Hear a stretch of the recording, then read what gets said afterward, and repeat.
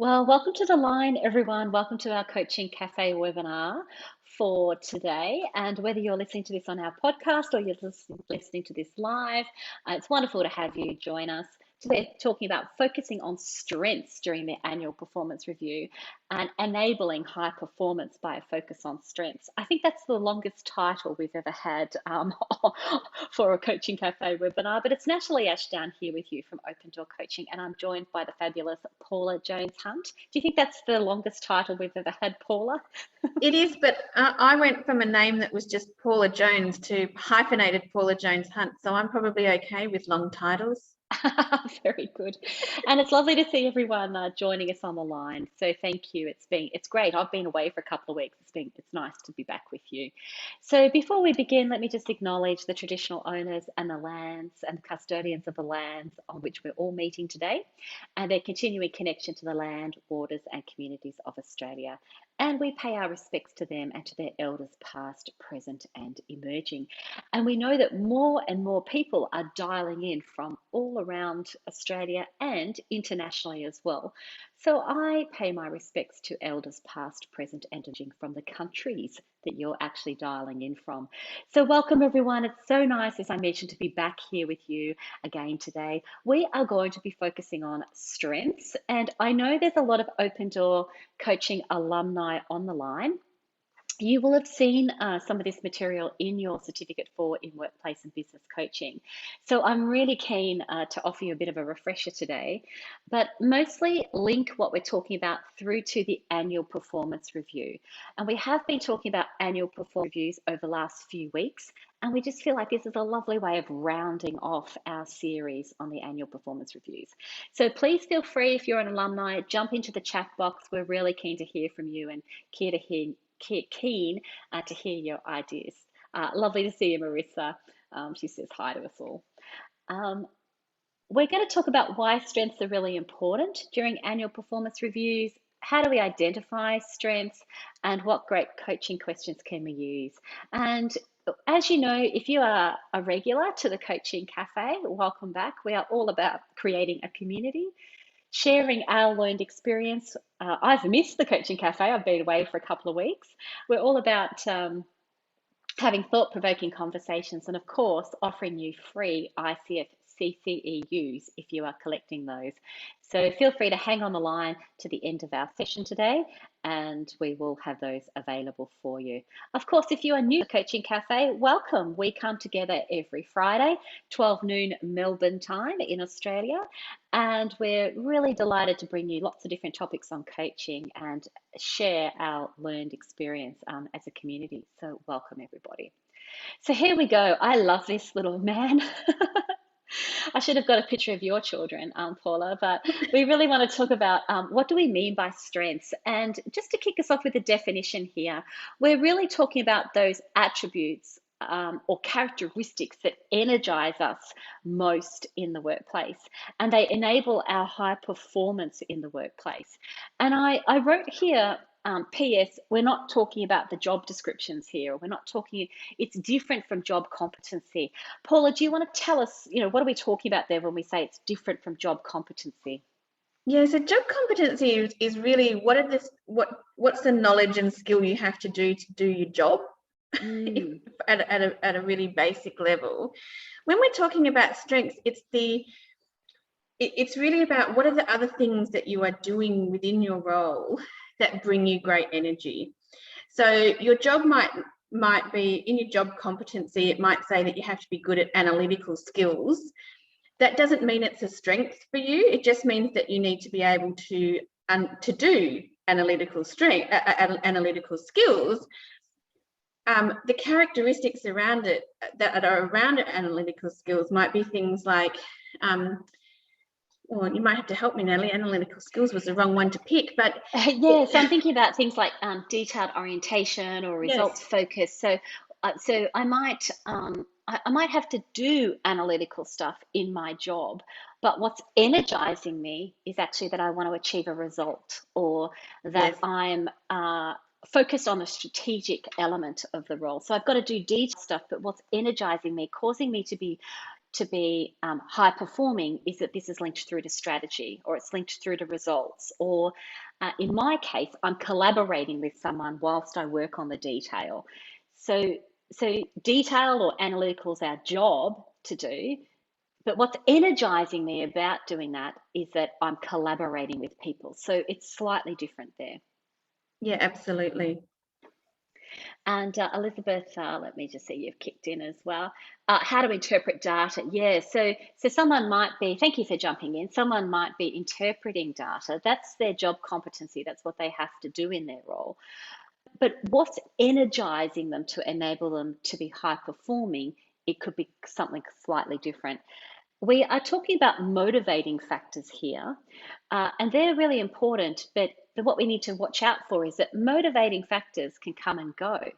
So I could be motivated to do something for a period of time, and then I lose my motivation. So in order to sustain ourselves from a high performance point of view, we have to really focus on what's energizing us most. Does that make sense to you, Paula, as well? Yeah, and you might be capable and competent to analyze data, but it doesn't mean it's the thing that brings you to work every day. It's not the thing that excites you about the job that you're doing. It's part of something you have to do because it's part of your job, but it's not the thing that you're not utilizing your strengths and being finding that one thing that makes you rock up every day. You are talking about me, aren't you, Paula? Because this is a perfect example for me. If you're going to make me sit down and do compliance and do this analytical work and the detailed work, I'm very good at it and I do it as part of my job. However, it doesn't particularly energize me. So working together with the team is what energizes me and helps me high perform when I need to do those tasks. And perhaps if you're listening and you want to jump into the chat, you could give us your examples as well. So what do you have to do in your job that you have to do it and you're good at it, but it doesn't particularly energize you? You really have to call on your strengths. Feel free to hit the chat box whilst we have a look at our next slide. Investigations, yes, Oh. Elizabeth. So investigations, Paul, you would relate to that. Oh, Philippa, you've written event planning. So see, there'll be people that love investigations and love event planning. Paula, I can see you reacting to that one. You can feel. I'll be the exact opposite. I'm absolutely with Elizabeth. I am actually very capable and an excellent investigator. I would prefer never to do it ever again. But the event planning, oh my goodness, give that one to me and I would be super excited. There you go. Yeah, so what is it? We could be very good at investigations, but what is it about investigations that actually energizes us, makes us want to, makes us not necessarily want to do it, but high perform? Well, it could be something like you want to develop people, or you've got empathy for people, or you want people to collaborate and work together and get along together. So because of those things are what driving you, those things are what are energizing you. They're the strengths. The job competency is do the job competency is do investigations. Marissa, data mining and analysis. What can we say? There's a few of us on the line that would 100% agree with you. So what is it that gets us out of bed to do data mining and analysis? It might be strategic focus, results orientated. We might want efficiency in our process. So efficiency is actually driving us and energizing us as opposed to the actual task, if you like. So yeah, thank you for those jumping in, everyone. It's great to get some more examples going. So why is it so important? Thank you, Scott. Yeah, so seeing people grow and change is what is energizing us. That's why we're doing the work that we do. Thank you. That's wonderful. So we are now talking, and we have been for the last few weeks, about the annual performance review and the annual performance review season. And Paula, this is the graph that got me interested in strengths. When I saw that a focus on performance strengths during a performance review gets a 36.5% uplift in performance, I was very much tell me about that.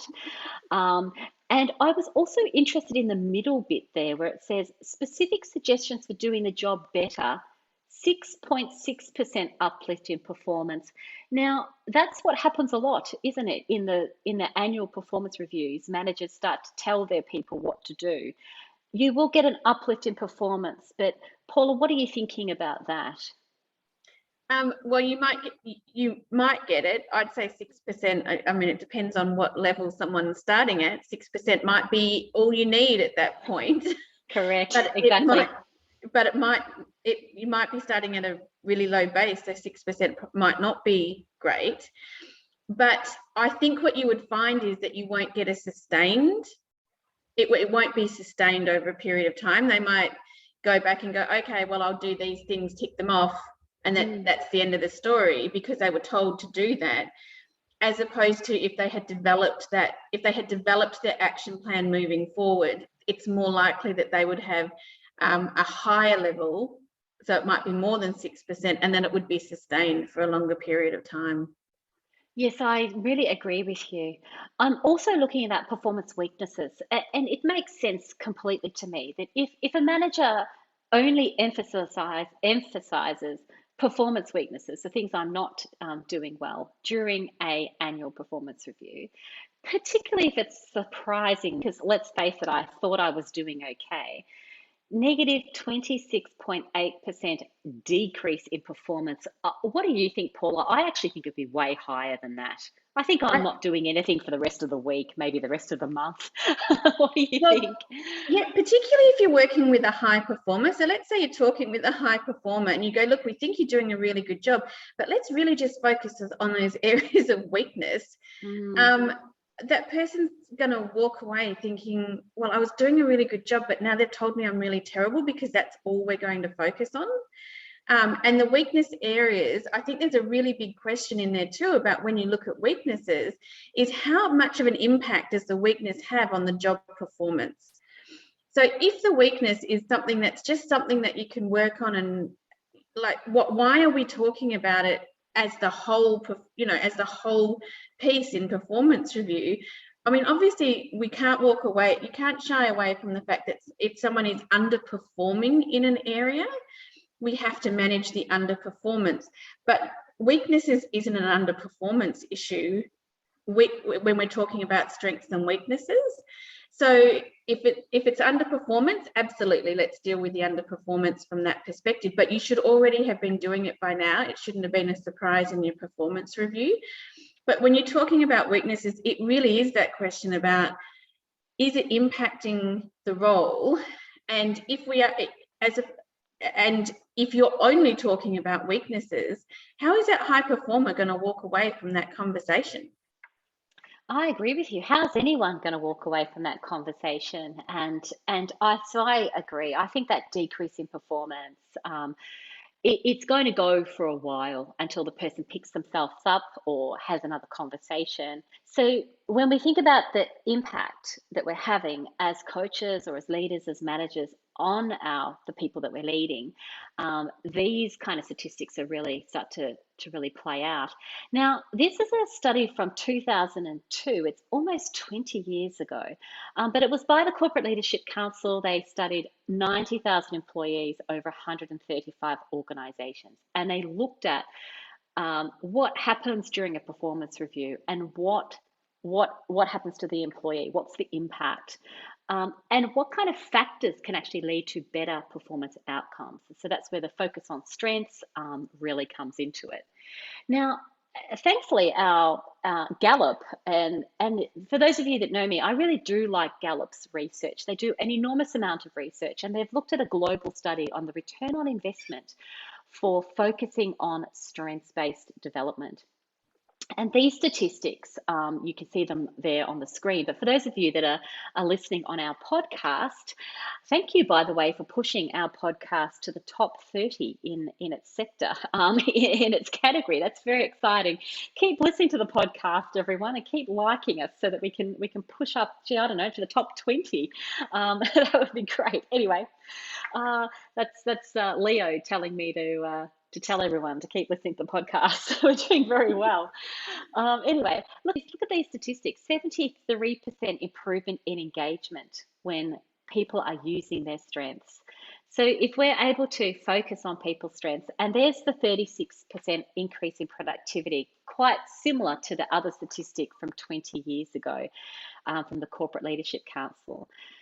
67% of employees are more engaged when their manager focuses on their strengths. So if we take this into our performance reviews and the annual cycle, we are likely to get more engagement, 73% improved engagement. What about turnover? 49% lower turnover in staff, a 36% increase in productivity, an increase in sales, and a reduction in absenteeism. Paula, when you see these kind of statistics and you think about the organisations you've worked with over the years, what are your thoughts? What comes to mind? My first thought is, if you ever want to talk about return on investment with your senior managers and the leadership group, Yes. take this document, because a 29% increase in profit is going to be a winner any day of the week. If I look at it from a people perspective, because that's where my passion has always been, in creating organisations where people really want to rock up to. If you looked at 67% of more people are engaged when their manager focuses on strengths, what you then have is a workforce of people who really want to be there and are working towards a common goal. And you will have a happier workplace overall. And when we go to work, isn't that what we want? Is to have meaningful work and to enjoy the people that we work with and the work that we do. These are some really big numbers in that space. So from a return on investment, this is your best tool. I agree with you. And, you know, people go, oh, focusing on strengths, you know, poo-pooing the data. But this is a global study on return on investment. Now, also, let's be up here. So Gallup.com have a strengths profile, the Clifton Strengths Finder. So it's in their best interest, actually, to do research that tells us that strengths are important. So we'll put that on the table right now. But we have actually seen this in our experience at Open Door Coaching. And in working with organizations, working with individuals, we actually have seen these significant uplifts in performance. And I'm thinking about the annual performance review. If we do certain things during those performance reviews, like focus on strengths, we can expect that engagement. If we've got it now, to continue, or perhaps that's where we can get the uplift that we might be looking for as well. Well, and if you're rocking up to your conversation each month with your manager and it's only focused on weaknesses, how excited are you to rock up to the meeting? Probably not. Whereas at all. Laugh, should we? Like, we're laughing, but it's not funny. Yeah, but not at all.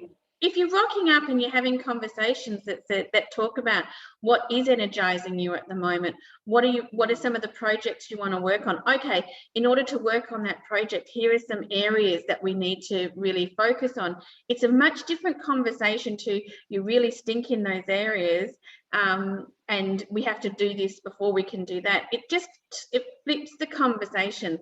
So it's not about forgetting that you might have areas of weaknesses, but it's looking at how do you address them from a strengths perspective. Correct. Well, I use the word leverage here, Paula. So how do we leverage our strengths into that area of competency that we might need to lift? So it's about thinking about what my strengths are. So if we take investigations or data mining or whatever it might be, there'll be people on the line that love data mining and analysis for breakfast. So how do we leverage that strength, that you love that, as a team as well? Or if I have to do it myself, what's going to energize me to sit down and do that? So for me, it's collaborating. I like to work on hard tasks with my team, with you, Paula, and I like to work with the team on the tricky stuff. So how do we if you leverage those strengths, then we get to see the high performance coming out. Yeah, absolutely. So how do we identify strengths? Well, I wanted to show people that we do have strengths profiles, and this is using the research from two psychologists, Brewerton and Brooke. They're UK-based psychologists. So you can go and look at there's Strengths Via, there's Freon profiles. We also have the use here in Australia with the strength scope profiles, which come from the UK. And they have 24 workplace strengths that have been analysed and researched, and you can do a profile on those strengths. It spits you out a radar diagram like this, and then you can open up the coaching conversation. So you can do profiling. There's some available on the internet. You can also get online at opendoorcoaching.com.au and purchase these gorgeous cards. So these cards are a lovely set. They've the 24 workplace strengths, and they give a description of the strengths and what it looks like to be in your peak performance zone. So yes, there are profiles, there are cards and resources that you can use. But Paula, this is what we're really interested in: is what kind of coaching questions are we going to be asking people to identify their strengths and to focus on their strengths? What comes to mind for you? Oh, look, the first one is what energizes you in the workplace. Yeah. When you've had a really hard task that you didn't love to do, what were some of the things that you did to do it? Because it'll tell you about how they leverage their strength to get that done. What are some, so how would you describe your strengths is as simple as well, because people probably have an idea of how they would describe them. So I'd just start with what brings you to work every day. What are the things that you're doing in your job that you really love and you want to keep doing?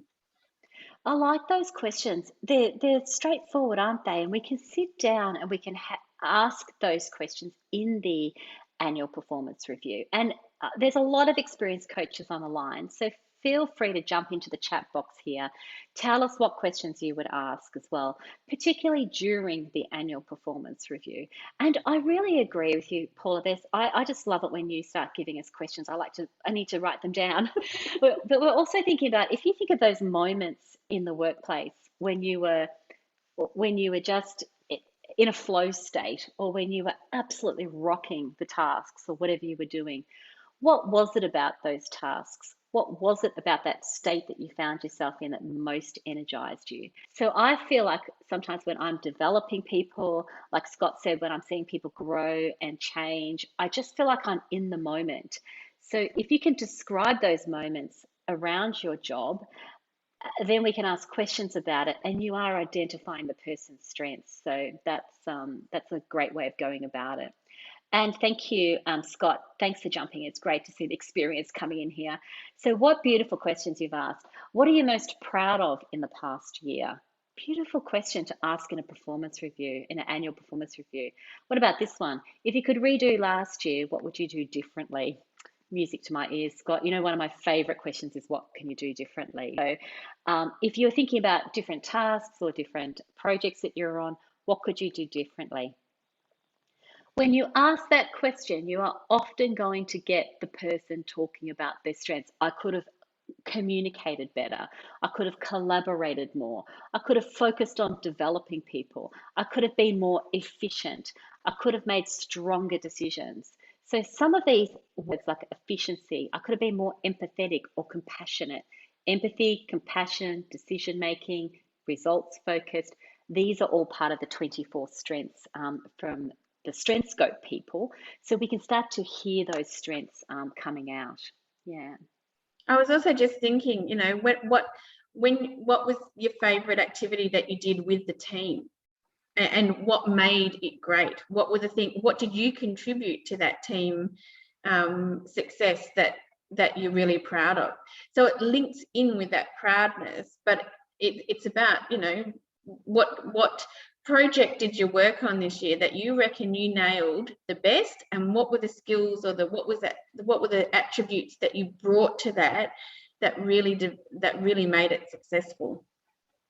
Yes, and we're throwing out heaps of questions here, and I like those ones as well, Paula. We're going to ask one or two of them, aren't we? So we're gonna open up with a, what were you proud of, or what would you do differently, or what energizes you most about your work, what gets you out of bed around your work. So we can ask one or two of those questions to really get the conversation going. it made me think just in the last few minutes we've got, if I say, well, what gets you out of bed and gets you going to get to work? And they go, nothing. There's nothing about work. Um, then we can have that conversation as well, can't we? Hopefully, it doesn't happen in the annual performance review. We've already had those conversations, but we can respond to those conversations as we go along, can't we, Paula? Yeah. So what would need to change to make that different for you? Love it. Yeah. Yeah. Yeah. Because I certainly don't want people coming to work every day being miserable. Because deep down, what I want is for everybody to be happy. Really, I want everyone to go to work and have a fun time. You can't always do fun activities because you have to do investigations. Um, but you spend a lot of time at work. So whilst you were there, how do we create this environment that does make them want to come to work? And sometimes the choice is maybe this isn't the right spot for you, but at least that conversation has been opened and you can talk about it.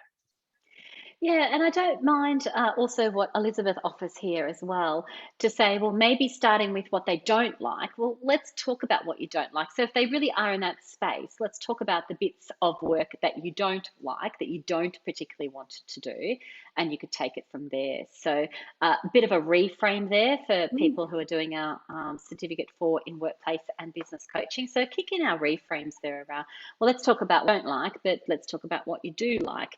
And what is it about the work? So it's not just about the work and the job you have to do, it is what is it about the work that particularly energizes you or that you particularly like? And now we're identifying strengths.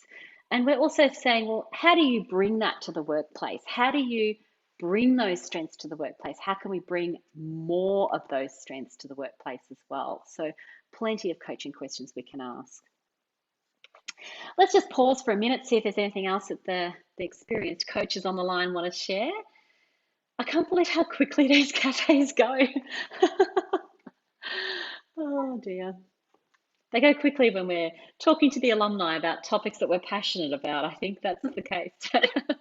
I think you are right. Yeah, and sharing the experience, collaborating together, these are all the things that energize us as well. So I think that's why the time goes quickly, by thinking about our strengths too. What are you doing and what's happening when the time goes most quickly for you? Yeah. Lovely. Well, thank you, Paula, for being on the line with us. And I want to thank you for being on the line with us for the past 5 weeks. You're not going anywhere, which is wonderful. But I think we're so grateful, I think, as an alumni to get the wealth of knowledge and experience that you've been sharing with us around the annual performance review. So I just want to thank you personally for contributing over the last 5 weeks. And as I said, you're not going anywhere, but it has been so useful to have you on the Thank line you. with us, sharing your experience. Yeah, Yeah. happy to be here. Yeah, thank you. Well, we have got the new leader as coach in a new format. It's just sold out this month, which is amazing. Many of you are doing our certificate for in workplace and business coaching. Maybe it might be time for you to think about, well, I want to extend my skills. I want to look at the diploma of workplace and business coaching. So that's another opportunity for you. The diploma of organizational coaching, it's called now. So that might be another opportunity for you as well. And if you are thinking about your CCUs, I'll just pause the recording and you can take a moment to actually capture the CCU. Thanks, everybody. Thanks, Alexandra. Lovely to see you on the line as well. Thanks, everyone, and for joining us around these annual performance review conversations.